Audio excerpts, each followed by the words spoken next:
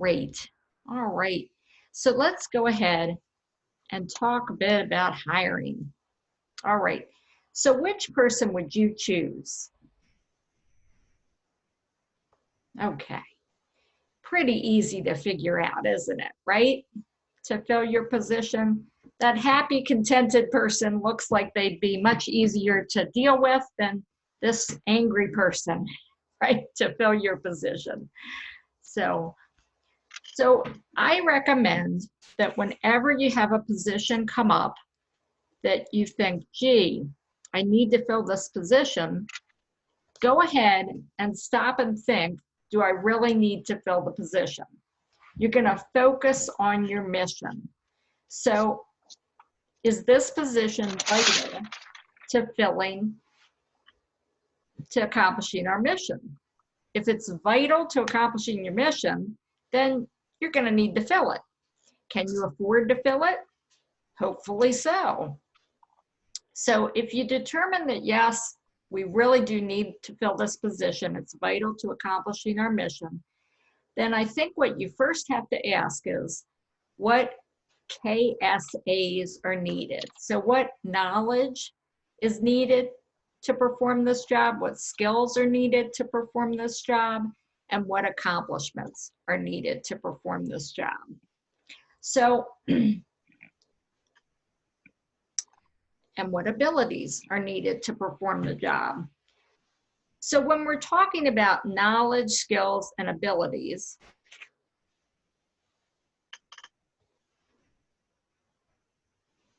and now if I can get my, there we go, sorry about that. You want to set the bar high, right? Because our mission, if we're focusing on our mission, right, we're going to set the bar high.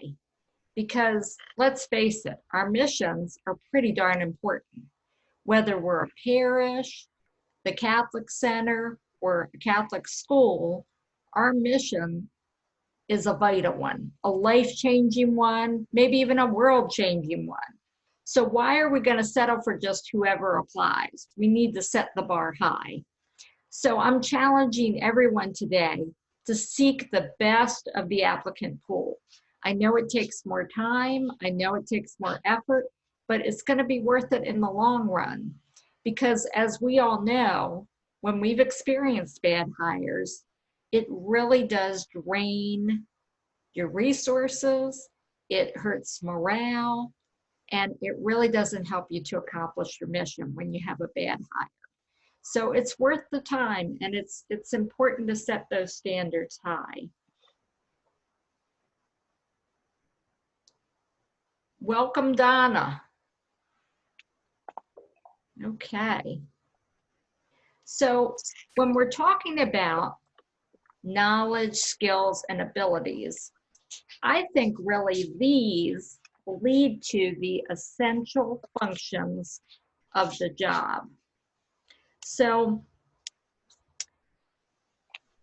if you know what knowledge, skills, and abilities you need, then really that's going to point you to what are the essential duties that need to happen to perform this job. And when you look at the accomplishments, what does the person need to have accomplished in order to be qualified to successfully perform the job? Then that's going to give you your qualifications for the job. So when you have an opening and you look at the job description that you have, you want to look at it and say, is this job description really in line with our mission? Is it really matching what we need to accomplish? Does it have the knowledge, the skills, and the abilities that really are essential to meeting our mission? Are the accomplishments that we're asking for realistic? Are they truly accomplishments that are necessary for us to be able to hire someone? So if you don't need a master's degree, for example, in order to have a vital ministry, then perhaps you could have the requirement be a bit less than a master's degree. So you really want to have the essential, the bare bones minimum of what exactly do you need this person to do in order to perform the job successfully and therefore help you to accomplish your mission successfully. So let's take an example. So you have a parish secretary opening. What kind of knowledge would you want your applicants to have to be able to perform the job of a secretary or an administrative assistant? Go ahead and click on that chat feature and go ahead and type in what knowledge you think an applicant needs to have in order to be in an administrative role.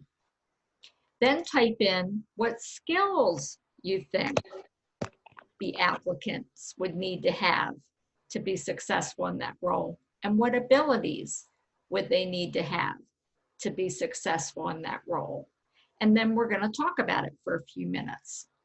So go ahead and type in the chat box, and it'll be shared with everyone. Once you type it, you just hit your enter key, and it'll be shared with all, because I know we all have lots of good information that we can share with one another and learn from one another today.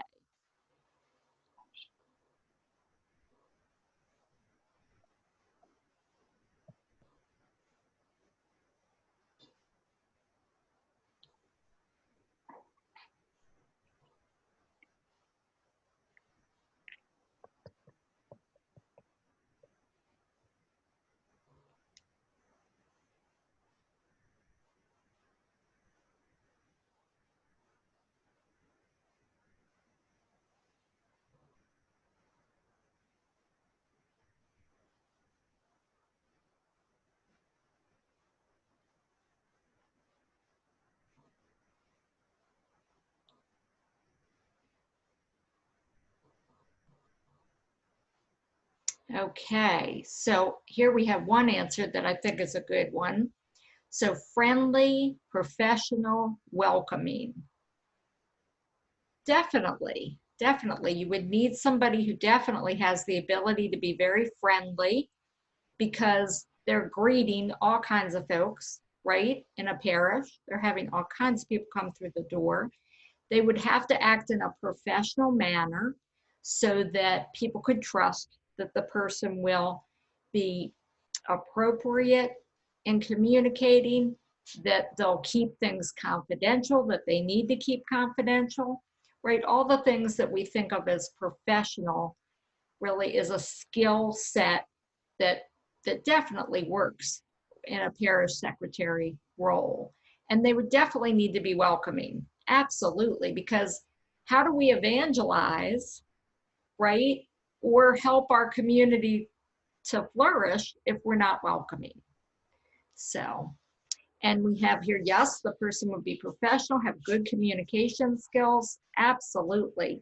Have attention to detail, technology savvy, and would show discretion. Very good. So we've got some really good starts to this job description, don't we? Because we're saying that, for example, that for skills, they have to be tech savvy, right? So what do we mean by that? Do they need to be a master at Microsoft Word? Do they need to be, you know, fantastic at Excel? What exactly do we need them to do to be tech savvy for this job? So we could list those skills in the job description. You know, we could indicate that we need them to prepare spreadsheets for monthly reports. And then we could certainly say, as a qualification, must be proficient in Excel in order to be able to accomplish that skill. Must be able to greet and direct people over the phone and in person, right? Must be able to, you know, be unflappable and friendly at all times, or, you know, however you would say it in the qualifications. So you definitely, as you can see, if you're looking at the knowledge, skills, and abilities and going through that exercise, it definitely will allow you to go ahead and look at the job description and see, does this match? the knowledge, skills, and abilities are the things where the duties that we're asking the person to do every day, are they matching these knowledge, skills, and abilities that we feel are necessary?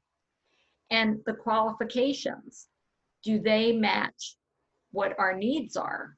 Do we need somebody with a degree? Or do we need somebody with just the willingness to become certified in all the tech savvy things they need to do? Are we willing to mentor them and teach them? Maybe you have the resources to do that, maybe you don't. So again, it's really a question where you have to look at what do we need and what can we provide as support to this person. So these are great answers. Wonderful. Absolutely. Very good answers in the chat there. Thank you.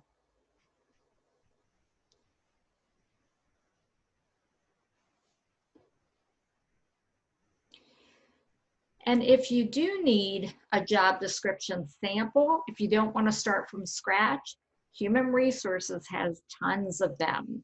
So I know in UltiPro, on the manager's guide page or administrator guide page, we have several job descriptions right there that folks can use. I think they have over 20 listed there.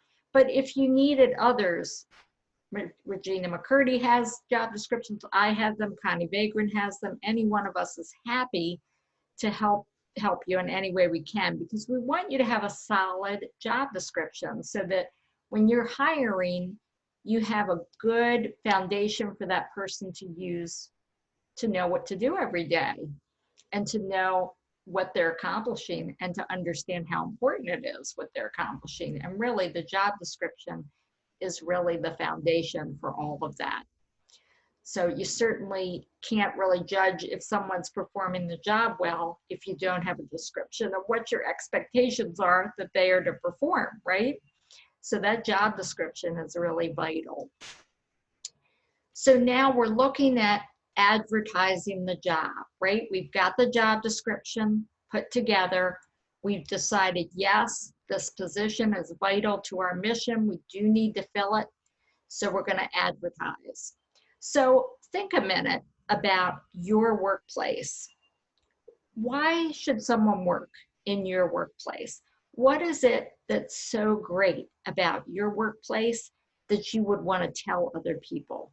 Go ahead and use the chat and type in some things that are really great about your workplace that you think would engage people and make them want to come to work there.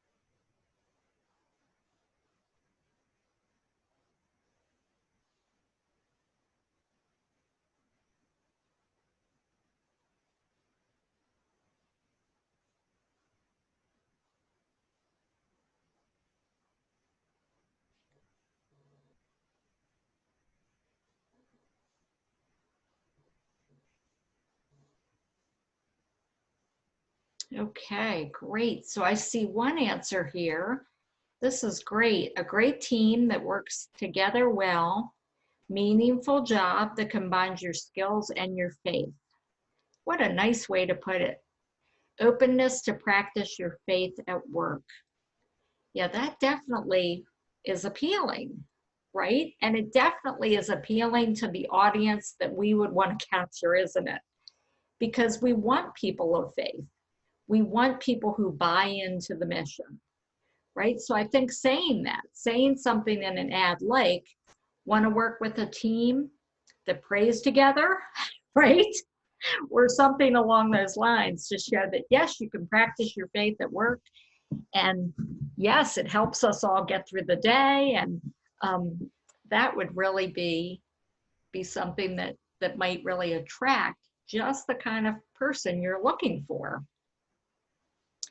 So certainly, in an ad, it's okay to tell people, we're a place with an awesome mission.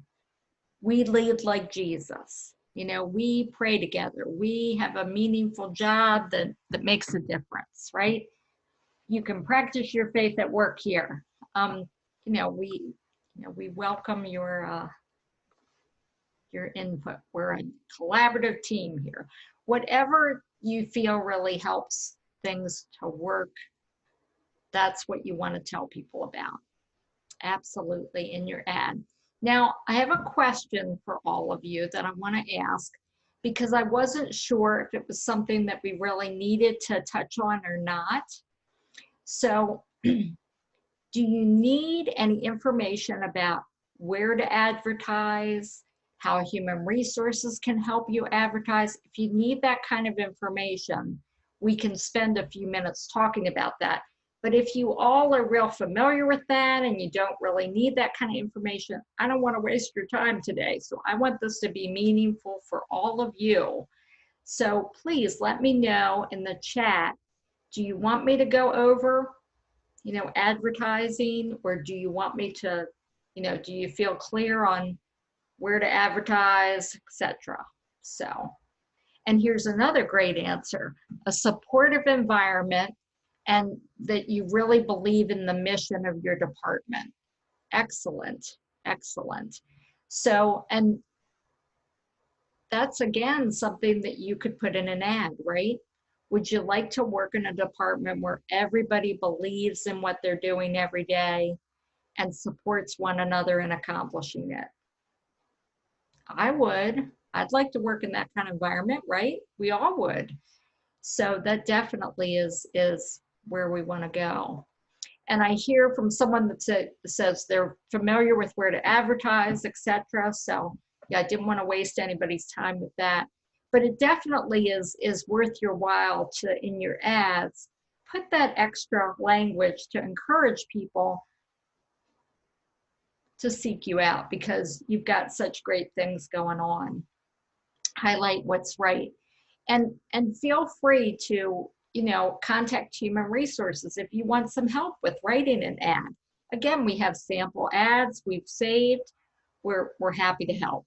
We're very used to writing ads and we're happy to try to help with that. And of course, we'll post it on the ArchDiocese website for you, and we won't charge anything for that. And of course, it'll also go on some job boards. If we post it on the AOB website, we automatically also put it on Career Builder and a few other job boards. So it doesn't cost anything. So that's a plug for that. So, but definitely when you're advertising, you do want to highlight what's right, what's unique.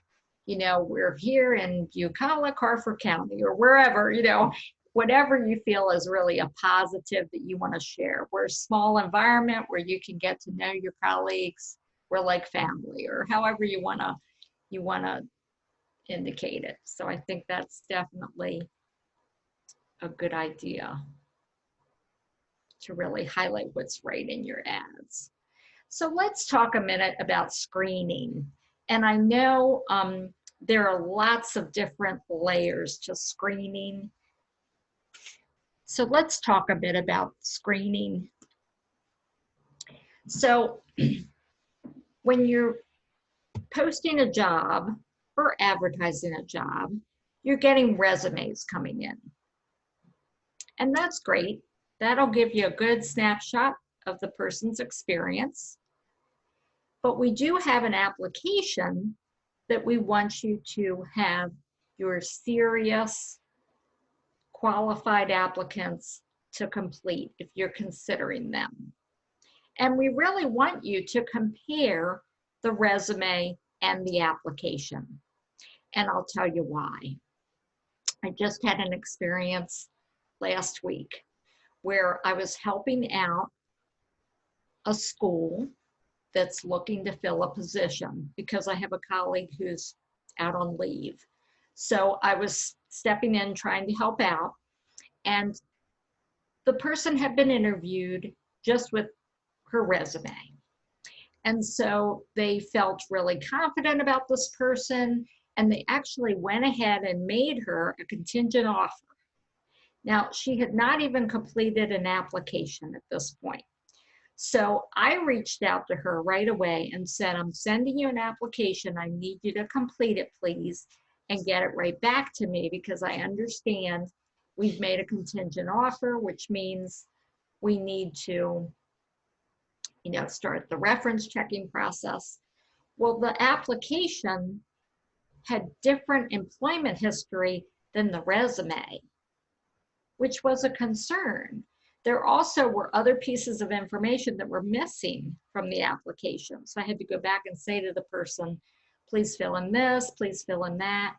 So really, you do want to compare the documents and make sure, because that application is a legal document where when they sign off on it, they're saying, I told the truth, the whole truth, nothing but the truth. So you really want to make sure that that's the case, that they didn't miss anything, that they didn't on purpose leave out something they don't want you to check, etc. So you really do have to have a critical eye and look at that and compare it against the resume. You also, because you're setting the bar high, you also want to look for any errors. So if somebody has a resume that has lots of spelling or grammar errors in it, is that really somebody that we want to proceed with? I don't think so. I realize we can say, well, and that's might have just been, bad day when they did this resume. Well, I'm sorry, but this is their professional document to tell you what they have to offer. And if they can't take the time to proofread that and have it be perfect, then frankly, they're not trying hard enough to meet our standards, in my opinion. Is it complete? Just like we said, if information's missing, it makes you wonder, because really that application has directions throughout the entire thing to tell people exactly what to do. And if they can't read and follow the directions, that's a concern, right? Here they're supposed to be showing you their very best efforts. They're trying to impress you. And we in turn are trying to impress them with what we have to offer. But if that isn't complete, then again, that's a reason to say no to someone. It really is. Also, if you want to test people for skills, you certainly can do that. But you want to decide to do that well before the interview, and you want to determine what type of test you're going to give, and you're going to give it to every single applicant so that you can be fair in your process. So by testing for skills, what I mean are things like, for example, let's say you're looking for a bookkeeper. You might have a current accountant who says, gee, I really need somebody who knows QuickBooks. So I'm going to go ahead and do a dummy general ledger and have the person work with it for 15 minutes when they come in for an interview, so that I can see if they truly know where to place things in the general ledger, or I need them to balance these accounts receivable or whatever it may be. And I'm going to go ahead and do that. And then you give the same thing to every single person, and it's just a piece of the puzzle. So it's not the whole reason for not hiring somebody, but it does give you another piece of the puzzle, so can the person truly perform the task? Can they truly, perform the job? If you have, like we talked about, a youth minister was one of the most popular job descriptions, right? So if we have a youth minister and we're looking to fill it, we might want to say, hey, we're going to give you a few minutes to sit here and tell us how you would handle your in-person retreat, changing it to make it a virtual retreat now that we're in COVID. So please take a few minutes and write down what you would do, how you would change your plans, how you would handle this, how you would engage the youth to be involved in the virtual retreat, how you would advertise the virtual retreat, whatever it may be. But again, you'd ask every applicant to do the same exact exercise. And certainly if it's for a very technical job and you feel that, you need to really actually allow the person to show their skills, if you have a maintenance worker position, well, then you might have someone from facilities management in the Catholic Center come and assist with the interview so that they can ask the kind of questions that will really and truly test the person's knowledge and skills. I know when I interviewed at the Catholic Center, they asked me questions that were definitely very much, akin to my skills. So what do you know about the Family Medical Leave Act? Tell us, how would you administer that? If someone called you up and said they were harassed, what steps would you take, right? An experienced human resources person knows the answers to those questions and can discuss it in a manner that would show whether or not they have the skills and the knowledge to handle those kind of duties. So there are lots of ways to test for skills, but you just want to do it in the same way for every single applicant so that you're being fair. Now, certainly, there also these days are phone screens and video screens, right? People are getting on Zoom just like we are today to talk to applicants, or they're talking to them over the phone. Now, certainly, there are all types of screening questions you can ask. My recommendation is that you just ask the same questions of each person and that you give each person the same information. So for example, if you're calling up 5 different applicants for your youth ministry position, you may ask all of them, why are you interested in this position? What do you know about this parish? What salary are you looking for?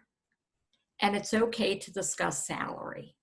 You can give a salary range, for example, when you're screening someone. That'll give the person a good sense of whether or not it's the job for him or her, right? If the job is not in line with what they need to pay their bills, then you're letting them know so that you're not wasting their time or your time. So I think it's perfectly okay to, in the screening process, over the phone, over Zoom, to discuss, this is our salary range, this is the maximum amount of salary we can offer. It's fine to let them know about benefits, but really, at the screening stage, you really don't need to, because they're not actually a candidate yet. They're still an applicant. So you don't need to get into all the benefits. If they have a few simple benefits questions you want to answer, you certainly can say, oh yes, we have a very comprehensive benefits plan, but it's normally not necessary to get into the details of the benefits at the screening stage. So you don't need to be, having every single piece of the benefits package there to discuss. But you certainly want to be prepared to answer a few questions in case the person has some. Like, for example, the person may ask, what is the next step now that you've spoken to me? When will I hear back from you? That kind of thing. You should be prepared for those. But certainly screening is really, really important because it's going to help you to narrow down your applicant pool. And as I said, it's really good to have those high standards. So feel free to be hard on the folks if they make mistakes on the application, if their resume doesn't match up. Those are legitimate reasons to not consider someone. So the interview, when you get to the interview stage, of course, you want to plan the process. So you want to, really have a very well thought out plan so that everybody who's involved in the process knows what's going to happen, knows what their part of the process is, and knows what the deadline is. So if you've got 15 resumes and you've narrowed it down to 5 and you want to interview 3 and you want to do a panel interview, for example, you want to let all those folks know these, we'd like to get these 3 interviews done in the next week. We'd like to have a decision by the following Friday. Whatever the plan is, you want to communicate it and you want to really plot it out so that everyone's on the same page, because everybody needs to be aware of the process, be able to participate equally, and also you need to be able to tell the applicant what the process is. Oh yes, we're going to have a decision by such and such date. Now, many of our parishes and schools do panel interviews, and the research says that they're not very effective. Sorry to tell you all that, but that's the latest news, is that panel interviews aren't very effective. The reason why they're not very effective is because with the panel, people are waiting for their turn to talk and they're not able to listen as closely to the applicant's answers and really evaluate them. So it's harder for them to listen because they're waiting for their turn to speak. Also, oftentimes we each have our own follow-up questions that come up. When someone answers one question, we think, I want to know this too. But we can't always get to it because we have a whole panel to get through. And so we never get back to asking our follow-up. And sometimes it's a vital question. So panels aren't always as effective as we hoped. Individual interviews, certainly we would recommend certainly could be very effective. And certainly you could have different people in the organization individually interview the person. Now, it's interesting because I read a book recently called, The New Effective Hiring Manager by Mark Horstman, who is the Manager Tools podcast guru, and millions of people listen to their podcast. He's been doing management consulting for about 25 years. And he believes, which I found kind of interesting, was that you should do individual interviews and that each individual in the organization should ask the same exact questions of the person. Now, I frankly think that's a bit much. So I don't think that's necessary. If you've done a good screening, you've looked at the docs, you've talked to the person either over the phone or via video, Zoom, Skype, whatever it might be, and then you've had them come in for an individual interview, I think having them interview with several different individuals, asking them the same questions, is a bit redundant in my opinion.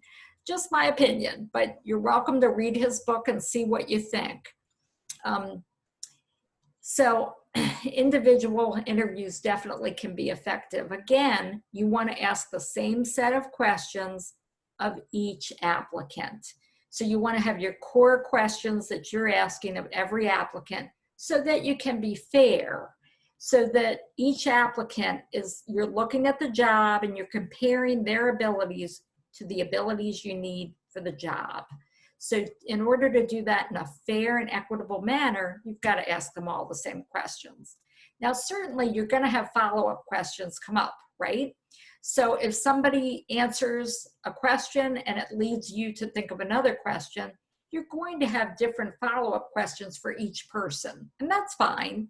But you just want to have the same core questions for everyone that get at the heart of, can they perform the job? Can we predict if they're going to be successful in the job? It's the bottom line. And the way that we can do that is by asking questions that are either of a behavioral bent or a situational bent. And I don't know if you all are familiar with these types of interview questions, with behavioral interview questions or situational interview questions. So we're going to go into those a little bit in case you're not as familiar with those. We also want to explain the next steps in the process. So applicants are always very happy to understand, what is your process? Am I going to be interviewed by the pastor next week? If I pass muster, Great, at least I know that, and now I need to take a half a day vacation from my job or whatever it might be they need to do in order to be able to make it to that interview. Will you have me interview with 3 different people? Will you have me interview with a panel? Will you, contact me before you contact my references, etc. So it's very important for you to explain the next steps. Thank you for interviewing with us. We'll be back in touch with you by next Friday if we wish to proceed in the process. If we do proceed in the process, we will have you come in for a second interview with the pastor, whatever it may be that your next steps are.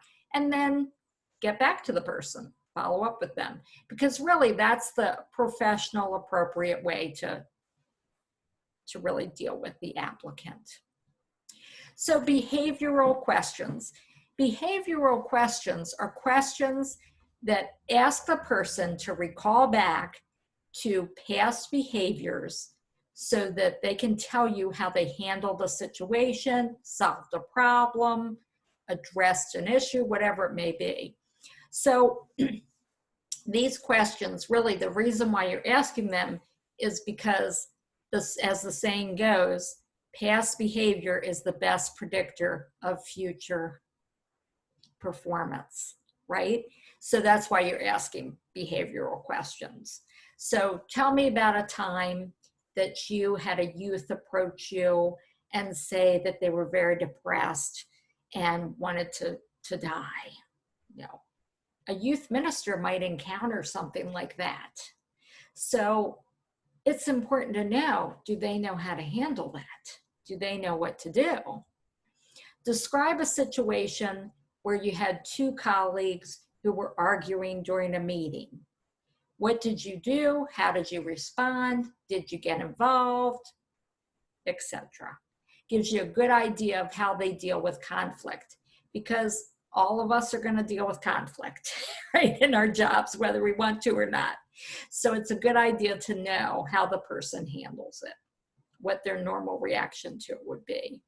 Could you give me an example of a successful youth retreat that you organized and conducted? What was successful about it? How did you know it was successful? Share with me when you were having a rough day because you had other things going on in your life and then a crisis happened at work. What did you do to deal with these multiple stressors? Again, gives you an idea of how the person works under pressure. So behavioral questions are really a good method for getting an understanding of what the person has done in the past, how they've behaved in the past, and hopefully it gives you an idea of how they'll behave in the future. Situational interview questions are questions that you're asking to have the person think on his or her feet in the moment. So, for example, when you're at a retreat and a youth comes running over and says, so-and-so just broke his ankle playing dodge, what are we gonna do? Right? What are you gonna do to help the situation? Who are you gonna call? Who are you gonna report that to? We have a recurring problem of Wi-Fi issues. So you've got a presentation all set up for the youth to see that night at youth group, and the Wi-Fi goes down and you cannot show it. What are you going to do to present to the group since your technology has failed? What would you do if a parent approaches you and says, my son or daughter is really struggling with alcohol abuse. Can you help me get him into treatment? What are you going to say to that parent? Those kind of things. So it's more of a thinking on your feet, giving them an actual example that could happen or tell them it's happening in that moment. What will you do to give them an opportunity to say exactly how they would handle that situation? And of course, if they've handled it in the past, then like a behavioral question, they're probably going to tell you what they've done in the past. But if they haven't, they might need a minute to think about it, and that's okay. Give them that few minutes to think about it. I think mixing the two types of questions is fine. I know the wisdom that you read is that behavioral questions are most effective in interviews because, again, they're the best predictors of future behavior. But certainly, situational questions, I think, don't hurt either. So I think a mix of the two works fine. And of course, if you need sample questions, if you need help working up the set of questions that you want to ask your applicants, Human Resources is happy to help you with that. Absolutely, very happy to help you with that. And of course, these days, as we know, we can get all kinds of resources for interviewing via the internet. Some of it is great, some of it isn't, but you can certainly find lots of good resources. The Society for Human Resource Management has tons of great resources that we use.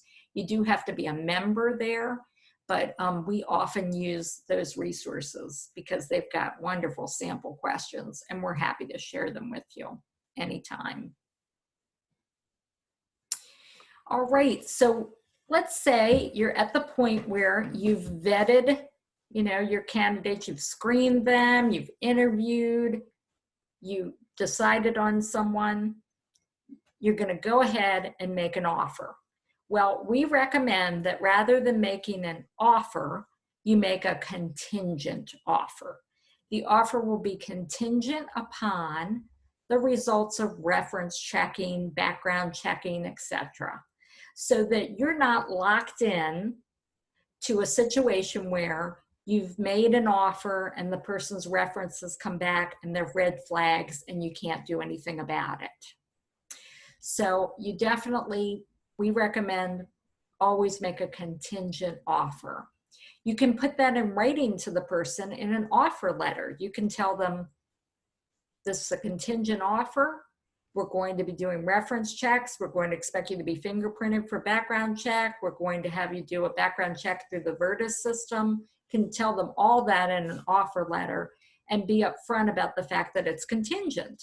You can also in an offer letter let them know what date you expect them to start work, where their office will be, all the vital information that would help someone to feel welcome in their new job. So I think an offer letter is really a very professional vehicle to give to your final candidate. The onboarding process is also vital. So you probably have heard a lot these days, a lot of research has been done about onboarding and how vital it is to retaining employees. If someone comes on board their first day of work and people aren't expecting him or her, and they don't have the desk set up, and they don't have a computer ready for the person or the phone ready for the person, no one knows who the person is, no one's introducing the new employee to anyone, it really leaves a bad taste in the new employee's mouth, understandably, right? So onboarding is, again, a process that you want to plan out, make sure that you communicate it to the new employee. So let them know when you come in, you're going to be meeting with so-and-so. They're going to give you a tour. They're going to sit down with you at such and such a time and give you, the lay of the land. Then you're going to meet with this person. Then you're going to go here and sign up for your benefits, whatever it might be. And assign a mentor to them so that they have someone they can eat lunch with, someone they can ask questions to. So it's important to really give the person a buddy because it helps them to transition. So it really is a vital process to retaining the person. And if they're going to have a review at the end of their probationary period, if they're going to be at the end of the 90 days given an evaluation to let them know if they've passed probation, tell them. That's important for them to know. So that is my presentation, and I've left a few minutes because I wanted to see if anyone had any questions at this point. And then we can certainly address those. So in the chat, if you click on the chat and open that up, if you have any questions, you can just type right into that chat box and then hit your enter key, and it'll come to everybody, which is good because we might all have questions that could benefit everyone. So feel free to go ahead and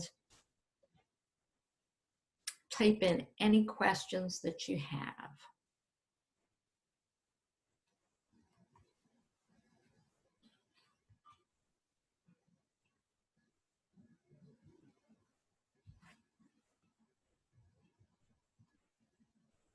Give you all a few minutes to do that.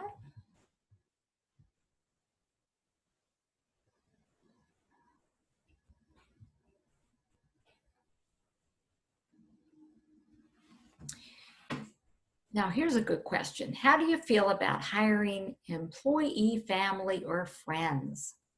Good question. So we have lots of situations where entire families work at a location. I've seen that. Maybe not entire families, but a large group of them. So, and that can work out great, or it can be a disaster. It can be one or the other, right? So I think that when you're looking at hiring family, you have to look at a few different things. One thing you have to look at is, what is the relationship going to be between the two employees in the workplace, the two family members? So are they interacting in their jobs quite a bit? Are they depending on one another in their jobs quite a bit? Is one of them supposed to supervise the other? We would never recommend that a family member supervise another family member. Never, never, never. It's just not a realistic situation to put two family members in. If a family member had to give another family constructive feedback about their work performance, it could really cause problems. It's just not realistic to expect family members to supervise one another. I also think that if they have to work very closely together and they have to depend on one another's work, that again, that's a pretty sticky situation. Now, if you have family members that are not really depending on one another, let's say you have a maintenance worker and he has a daughter who is the youth minister. Well, now the youth minister might on occasion need the maintenance worker to come in and fix the heat or fix the air. But normally, right, the youth minister isn't going to have to interact a great deal with the maintenance worker, usually. So that might work out. It really has lots of factors to depend on. And we do not say that you can't hire friends or family. We've never said that. We've never said that in any policy, but we do say you've got to proceed with caution with that, because those relationships can really muddy the professional relationship. So when a father and a daughter are working together in a parish, like the example I gave, if that daughter, right, doesn't get the raise she wants and goes and complains to dad, well, then dad might be all hot and complaining and causing morale to go down on the whole team, because he's sharing information that is hurting everyone's feelings and making everyone feel bad for his daughter. And so there are all kinds of dynamics that can happen that are dangerous. They really are. So I think if you're going to do that, if you're going to hire family or friends, they shouldn't be in closely related positions. They shouldn't be in positions of supervision of one another. And frankly, they need to be given boundaries right from the get-go when they start employment, that we're expecting you to be professionals and to put your personal feelings aside here at work when you need to. And explain to them that, you know, if a decision is made by the pastor that you don't like, we don't expect you to band together as friends or family and, you know, start a campaign against it. That wouldn't be professional. We would expect you to be adults and to pursue your concerns with the pastor individually, you know, not being influencing others because of your past, because of your other relationship. So I hope that answers the question. I hope so. If it's a part-time position, how do you decide to hire or just pay a stipend? Well, I recommend stipends are not a great idea, because what happens is you get to a place where the stipend might be taxable, or the stipend might not be meeting the minimum wage, or it might intersect with other laws that can cause you an issue. So we recommend that if it's a part-time position, and if it's an hourly position, which they usually are when they're part-time, that you figure out a fair hourly rate that's at least minimum wage, and that you offer that. And then if the person only works an hour a week, they're getting that hourly wage. If they, you know, are working any type of regular part-time schedule, we would recommend you have a salary or an hourly rate determined. What is that worth? And that you pay the person so that taxes are withheld, and so that you're being fair and following all of the wage and hour laws that you need to follow. So stipends are very rarely something that you want to engage in my opinion. So I hope that helps. Any other questions?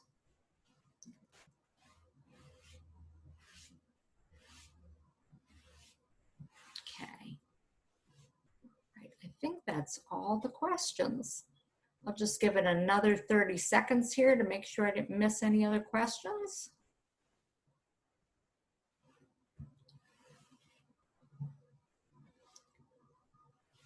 Oh, wonderful.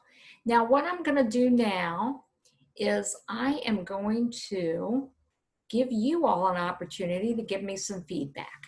So go ahead and in the chat box, please type your answers to the questions below on a scale of 1 to 10, 1 being least beneficial and 10 being most beneficial. How would you rate today's class? What suggestions or comments do you have regarding today's class? So please go ahead and give me that feedback. I really appreciate it. It's very helpful for me. And I'd like to all thank you for participating.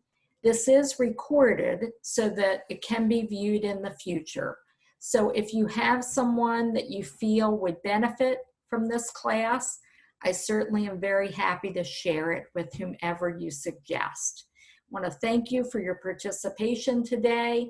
It was very engaging to be with all of you and to learn with all of you. I really enjoyed it, and I'm thankful that you all could join me today. I hope that your hiring in the future is easier and very fruitful, and that you find whoever you need, right, when you need that person to accomplish your mission. Thanks so much. Thank you, Molly. Thank you, Donna.